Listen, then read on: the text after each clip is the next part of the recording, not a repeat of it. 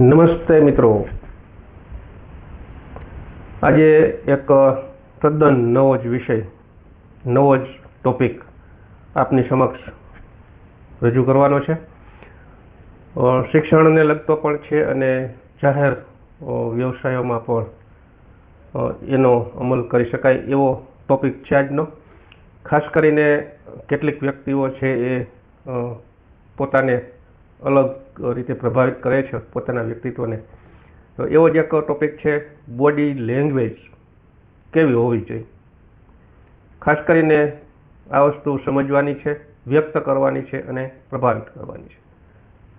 તો કેટલીક વખત કોઈ વ્યક્તિ આપણી સામે આવે છે ત્યારે આપણને કંઈ શબ્દો કહેતા નથી, પરંતુ એના હાવભાવથી આપણે ઓળખી જઈએ છીએ કે ખરેખર આ વ્યક્તિમાં કેટલું વ્યક્તિત્વ છે.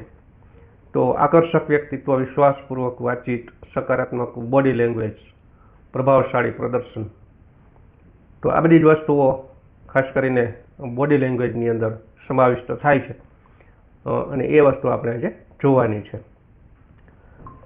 તો મારો ફેસ અહીંયા હાઈડ થઈ જશે કેમ કે પીપીટીમાં થોડુંક નડતરૂપ થશે, એટલે અહીંયા હું હાઈડ થઈ જાઉં છું. મારા જ વોઇસમાં પીપીટી છે.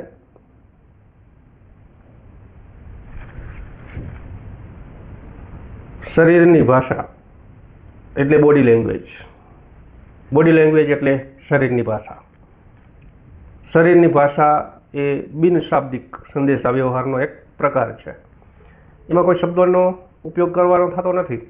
જેમાં બોલ્યા વિના શરીરના શારીરિક હાવભાવ, ચહેરાના એક્સપ્રેશન અને ઊભા રહેવાની રીત દ્વારા વિચારો, લાગણીઓ અને ઈરાદાઓ વ્યક્ત થાય છે. તો અહીંયા 3 ચિત્રો તમારી સમક્ષ શરીરની ભાષાના મુખ્ય તત્વો આપણે મૂકેલા છે.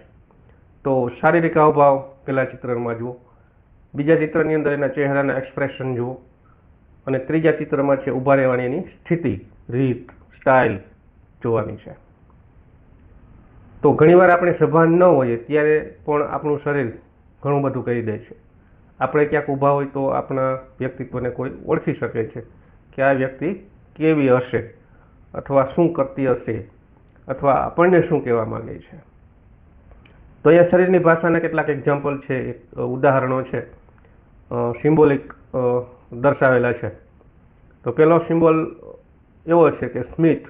સ્મિતનો હાવભાવ છે એ મિત્રતા છે કે આનંદ છે એવું હોય ત્યારે આપણને એવું વસ્તુ જોવા મળે છે.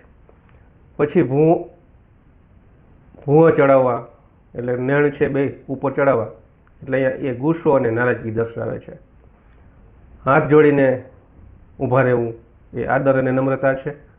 માથું નમાવવું એ દુઃખ અને નિરાશાની નિશાની છે. હાથથી રોકવાનો સંકેત એટલે ના અથવા તો અસ્વીકારની વાત છે.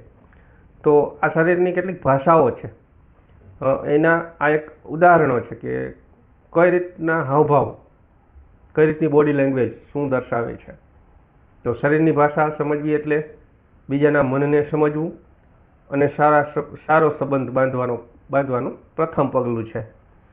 તો આ ઉદાહરણો અને મુખ્ય તત્વો જોઈએ આપણે. બોડી લેંગ્વેજના મુખ્ય ભાગો કેટલાક હોય છે. તો મુખ્ય ભાગો ક્યાં ક્યાં? ચહેરાના હાવભાવ. તો કેવા ચહેરાના હાવભાવ હોય? તો હસવું, મોં બગાડવું કે ભમર ચડાવવી, ખુશી, ગુસ્સો કે આશ્ચર્ય જેવી લાગણીઓ દર્શાવે છે. એટલે કેટલાકના ચહેરા ઉપરથી આપણને ખ્યાલ આવી જાય છે કે આ વ્યક્તિ શું કરવા માંગે છે. ક્લાસમાં ઘણી વખત બાળકો સમક્ષ શિક્ષક જાય છે ત્યારે કોઈ કારણોસર, ઘરના સામાજિક અન્ય કારણોસર પોતાના ચહેરાના હાવભાવ આવા બાળકો સમક્ષ જોવા મળે છે ત્યારે બાળક સમજી જાય છે કે ટીચર છે એ ગુસ્સામાં છે, ખુશીમાં છે, આશ્ચર્યમાં છે, શંકામાં છે, શું છે. તો આવા જ ચહેરાના હાવભાવ છે એ બોડી લેંગ્વેજનો એક પાર્ટ છે, ભાગ છે.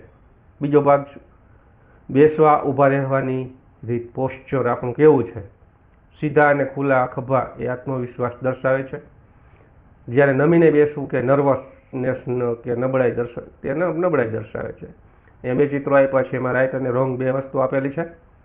તો ખભા ઊંચા હોય અને એ કડકાઈથી ઊભા હોય તો એ ખુલ્લા ખંભાથી તો એનામાં આત્મવિશ્વાસ છે એમ આપણે કહી શકીએ. અને બીજા ચિત્રમાં છે એક લૂઝ વ્યક્તિત્વ જોવા મળે છે આપણને. તો એ નિરાશા કે નર્વસનેસ આપણને જોવા મળે છે. તો આ બોડી લેંગ્વેજનો બીજો ભાગ હતો કે બેસવાની ને ઊભા રહેવાની રીત પણ પોતાના વ્યક્તિત્વને સિદ્ધ કરે છે, દર્શાવે છે, જોઈ શકાય છે. ત્રીજું છે હાથના ઈશારા, ગેસ્ચર કરવું એમ. એટલે વાત કરતી વખતે હાથ હલાવવા કે માથું ધુણાવવું એ બોલેલા શબ્દોને બહુ સ્પષ્ટ બનાવે છે. કેટલીક હાથની નિશાનીઓ લેંગ્વેજ બતાવે છે, ભાષા આપણને પ્રદર્શિત કરે છે ખરેખર શું કહેવા માંગે છે.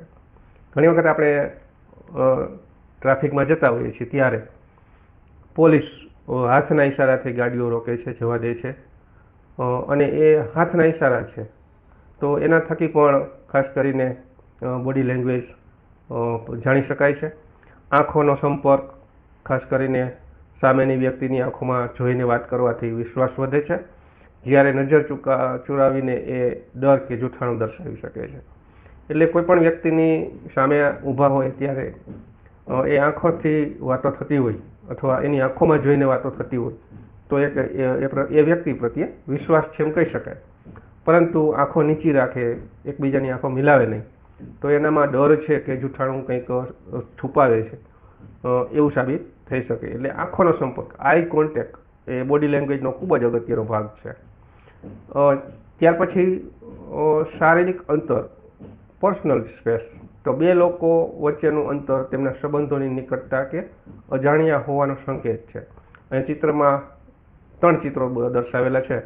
3 ચિત્રોમાં નિકટતાનો સંબંધ, મિત્રતા અને પરિચિતનો સંબંધ, અજાણ્યા દૂરનો સંબંધ. તો 3 ચિત્રોમાં તમે જુઓ ડિસ્ટન્સ કેટલું છે. તો મિત્રતા કે નિકટના સંબંધ હોય તો કેટલું ડિસ્ટન્સ છે, મિત્રતા હોય તો કેટલું ડિસ્ટન્સ છે, પરિચિત હોય તો, અજાણ્યો વ્યક્તિ તમારી સામે આવે છે તો કેટલું ડિસ્ટન્સ છે. એટલે શારીરિક અંતર ખાસ કરીને બે વ્યક્તિઓ વચ્ચેનું હોય છે એ આખું નિકટતા કે અજાણ્યાપણાનો અહેસાસ કરાવે છે. તો આ બોડી લેંગ્વેજના ખાસ કરીને મુખ્ય ભાગો હતા. તો આ રીતનું આખું વ્યક્તિત્વ એના શરીર ઉપરથી, આખા શરીર ઉપરથી આપણે જાણી શકીએ છીએ. અને આ જે આપણને 5 બોડી લેંગ્વેજના ભાગો વિશે આપણે માહિતી મેળવી, એમાંથી ઘણું બધું શીખવા જેવું છે. અને આપણો જે પર્સનાલિટી છે એ આખી પર્સનાલિટી આ વિભાગો દ્વારા આપણે વિકસિત કરી શકીએ, વિકાસ કરી શકીએ. અને આપણામાં એક છે કોન્ફિડન્સ, સેલ્ફ કોન્ફિડન્સ જેને કહીએ. તો આત્મવિશ્વાસ છે, એ આત્મવિશ્વાસ ખૂબ જ વધારી શકાય છે. તો બોડી લેંગ્વેજ ખૂબ અગત્યનું એક પાસું છે, એક શિક્ષક તરીકે, એક વ્યક્તિ તરીકે, સમાજના એક વ્યક્તિત્વ તરીકે. તો શા માટે મહત્વનું છે આ વસ્તુ? તો પેલું તો વિશ્વાસ વધારે છે.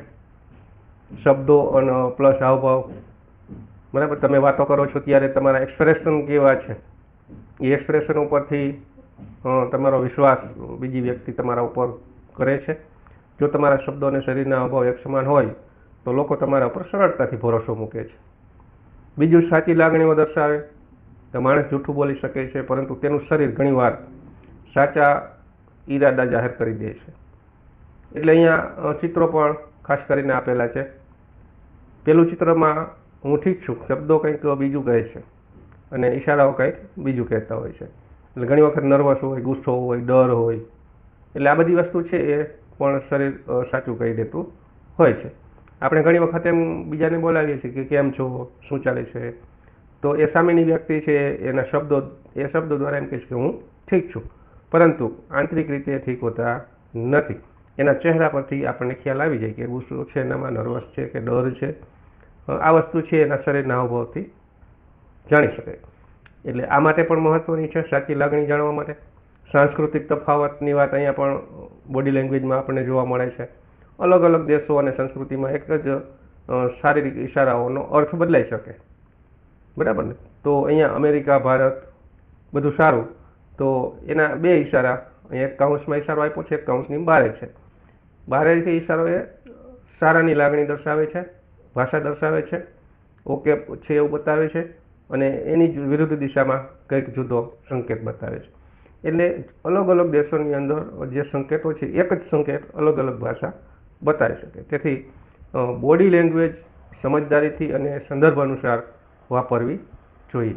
તો આ હતું બોડી લેંગ્વેજ શું મહત્ત્વની છે, એ કેમ અગત્યની છે એ વિશે આપણે જાણ્યું. તો આ હતી બોડી લેંગ્વેજ, આપણી શરીરની જુદી જુદી ભાષાઓ, અને એ ભાષાઓ આપણા સમાજમાં કોઈપણ ફિલ્ડમાં, ક્ષેત્રમાં આપણે આપણી બોડી લેંગ્વેજથી સામેની વ્યક્તિ આપણને ઓળખી શકે છે, આપણે પણ સામેની વ્યક્તિને ઓળખી શકીએ છીએ. તો આ તો બોડી લેંગ્વેજનો ટોપિક ખૂબ જ સારો, મને આશા છે ખૂબ સારો લાગ્યો હશે. આભાર. વિડીયો ગમ્યો હોય તો લાઈક કરો, શેર કરો, સબસ્ક્રાઈબ કરો, મિત્રોને શેર કરો. આવા જ નવા વિડીયો સાથે આપણે નોટિફિકેશન માટે બેલ આઇકન દબાવો, અને ફરી મળીશું નવા વિડીયો સાથે. ધન્યવાદ. આભાર.